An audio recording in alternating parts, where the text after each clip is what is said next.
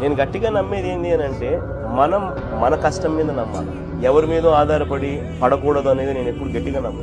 నేను ఎప్పుడైనా ప్రజల్నే నమ్ముకున్నా, ఇంతకుముందు దేవుళ్ళనే నమ్ముకున్నా, ఇప్పుడు ప్రజల్నే నమ్ముకుంటున్నా, దేవుళ్ళనే నమ్ముకుంటున్నా.